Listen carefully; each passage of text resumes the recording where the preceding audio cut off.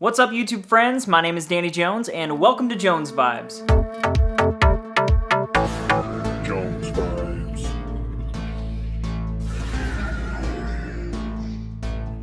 First and foremost, thank you so much for clicking on this video, and if you enjoy it, please go ahead and click that like button, and then go ahead and hit subscribe as well as hit that notification bell. That'll keep you up to date when I make more content. And Stranger Things Season 4 Volume 2 has now broken free from the Upside Down, and we need to talk about it. But really quick, if you haven't seen it, this conversation will contain some spoilers, so I highly suggest to stop watching right now. And if you have seen it, like me, the clock is now rung, and it is time.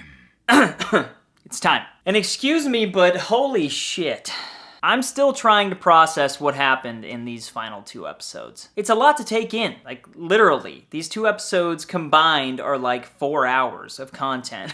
And right off the top, I do want to just ask, and feel free to comment below, do you think this is among some of the best television ever released? Because what the Duffer Brothers have accomplished is just wild. Like, I'm simply in awe. As I said in my Volume 1 review, like, even if Volume 2 was bad, I still would have loved this season. But they raised the stakes and delivered with such an entertaining and action-packed finale that I'm finding it hard to make an argument as to why this isn't one of the greatest shows of all time. It's crazy. And I really just loved where everything went. Episode 8, entitled Papa, was the perfect setup, and it also had some very powerful and emotional stuff. Using Nancy to kind of set up what's to come, Vecna tells her to show Eleven what she's seen. And you see all of these images of Hawkins being split apart and the Upside Down rising up. Apparently there's gonna be an army of monsters, and all of this starts at the fourth and final gong of the clock.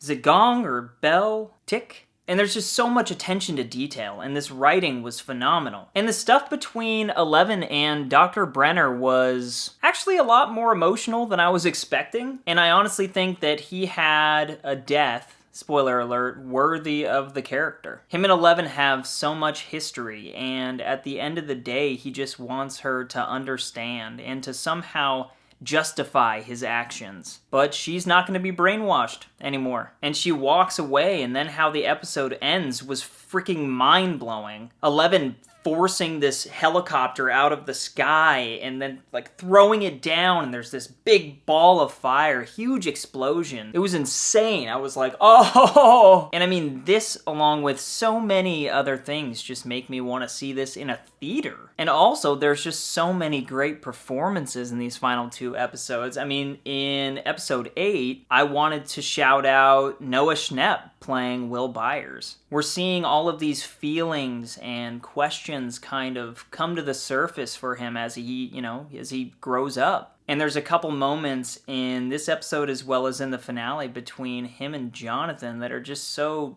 sentimental and sweet, the relationship between a younger brother and a bigger brother. Basically him just saying that no matter what, he's gonna be there for him. Honestly, that one got me. And they both gave just phenomenal performances in those scenes. But then, what did y'all think of the Joyce and Hopper and Murray storyline? It kind of bridges through both episodes and comes to a pretty fun climax. But yeah, it's obviously not as wild as the other stuff, but I feel like they managed to do enough to keep it interesting, and I really liked it. Also, Joyce and Hopper got together, which was pretty hot. But then episode 8 ends with this phenomenal build-up as they're kind of gearing up for battle. Separate Ways by Journey is playing in the background, and the Hawkins crew is getting all geared up, and I don't know, this is what amazes me about this show. Like, scenes like this. Just so much energy. I was like, yes! Someday love will find you. I was just like, yeah, dude! I just wasn't even ready. And everything takes off, like, immediately, as soon as the finale starts, and it is titled The Piggyback. And I gotta say it, and maybe I already did, and I probably will, like, 10,000 more times, but I loved the finale. I loved every freaking minute of it. And there's so many different things to talk about, so I'll just kind of get to some of the highlights and then dig into the ending stuff later. And right off the top, I just want to shout out Erica Sinclair. I feel like I haven't talked about her hardly at all, and she has become one of my favorite characters. She's just so sassy and smart and such a great sister to Lucas, and I'm just happy to see her role kind of just expand more and more as the seasons go on. And next, I wanted to shout out Argyle as this season comes to a close. And not only was he making some great pies, my dude, but by the end, his character really grew on me. Steve and Nancy also had a little more romantic tension, and I'm very curious to see where that's gonna go. As soon as Jonathan got back, it was like, ugh. But I really did like the Steve and Nancy and Robin storyline. Just all of them together. They had really great chemistry. I mean, pretty much everybody does at this point. But I loved all the different groups, and honestly, all the characters just had so much to do. It was intense, and it was so well written. One of the biggest highlights, if not the biggest highlight for me, and one of the most metal things that I've ever seen, was Eddie playing Master of Puppets in the Upside Down. Just shredding. Like, bro, that might be my favorite scene from anything. That was so cool. And it was so clever to have that song while Max was running away from Vecna. He's the real puppet master, you know? And we have these shots of Billy, you know, banging on the sauna door, and everything just flowed together so well. It was unreal. But then leading into the scene in the gymnasium, at the, you know, her memory within the snowball. I think that's what it was called. But when he has Max, Vecna has Max finally kind of in his control,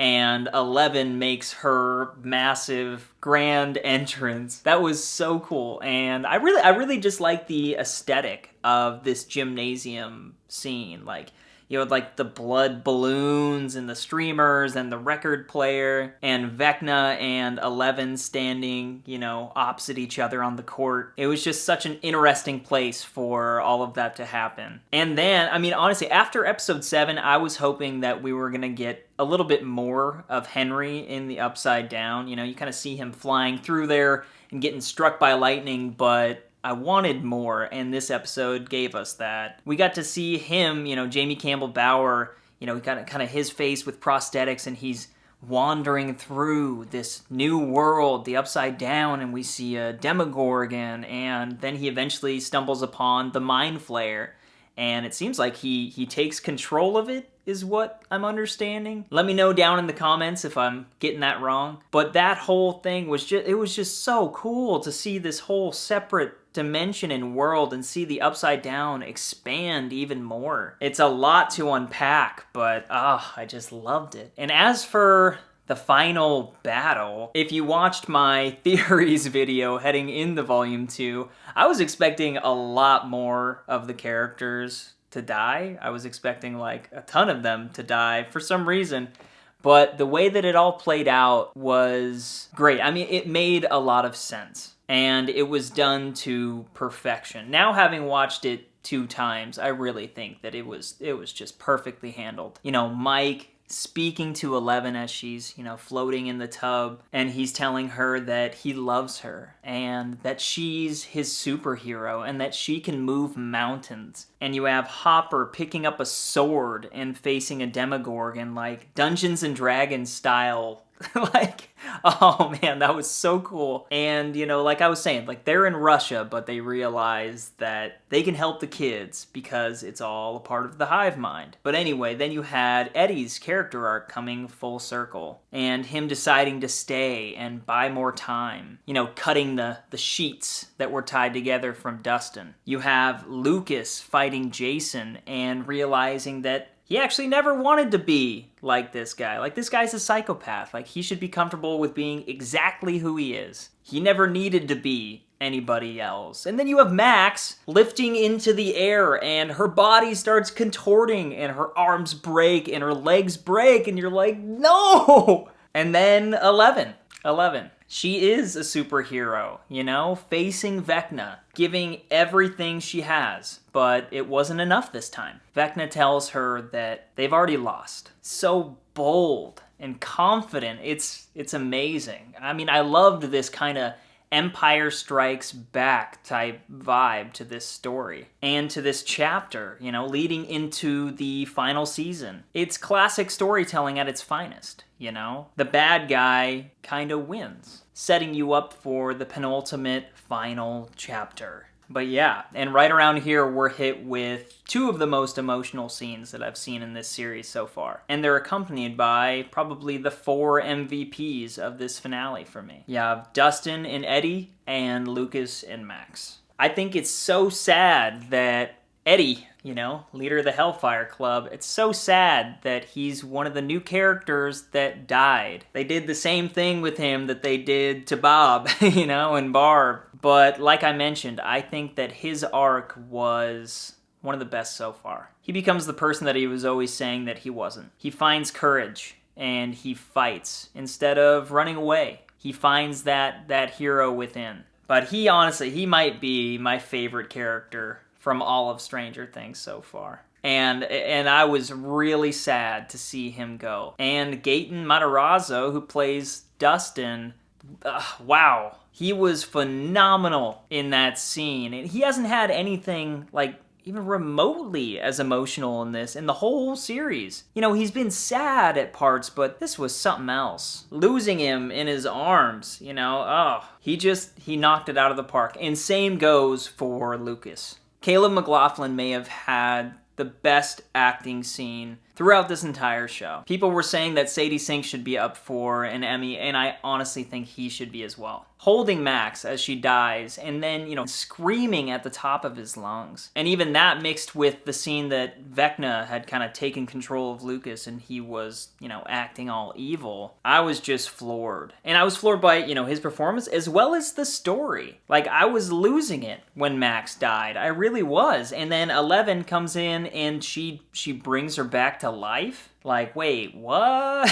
That's new. But not before the earth completely splits open and Jason gets cut in half and the clock strikes, you know, 4. The Upside Down consumes Hawkins. And what does all this mean, you know? Like, it shows us the aftermath, and it finishes with all of them coming together. And all of a sudden, debris starts falling down, and the score from the credits starts playing, but at first it's like the original score, but then it's accompanied by a full orchestra, and I was like, what is this? It felt like Star Wars. It felt like Harry Potter. Just this sweeping, beautiful track. Like, oh my gosh. And they're looking at the city, you know, and it's on fire and some lightning striking, and they're gearing up for battle, you know? Gearing up for the final season, where monsters apparently are gonna roam the street, and nobody is safe. Everyone has to fight. It's just so damn epic. But I have questions. And I have theories. And let me know yours down in the comments, please. But how did Steve, Robin, and Nancy, and Dustin, how did they make it out? Like, the whole world was cracked, there was fire everywhere, and all it said was 2 days later. Also, what happened to Eddie's body? I hope that they elaborate a little bit more on that in the final season, because I feel like there might be some important information there. Also, they say that when Vecna kills, he, like, consumes the person. And so, 11 brought Max's body back, but does that mean that she still is trapped? Like, within Vecna? And what's happening with that Sullivan guy? And all the military people. There is a ton to think about, and over the next 2 years, I guess we're gonna do just that. But yeah, please let me know down in the comments if you have any theories of your own. And also let me know what you thought about this season just as a whole. Volume 1 and 2 are now out. And what a ride it was. But that about wraps it up. And as always, if you enjoyed this video, please go ahead and click that like button for me. That helps me get seen by more people just like you, as well as hit subscribe. I would love to have you be a part of this Jones Vibes community. I'm also on social media at Jones Vibes Only, and yeah, that was Stranger Things Season 4. As always, I hope you all are safe, happy, and healthy, and I will see you next time.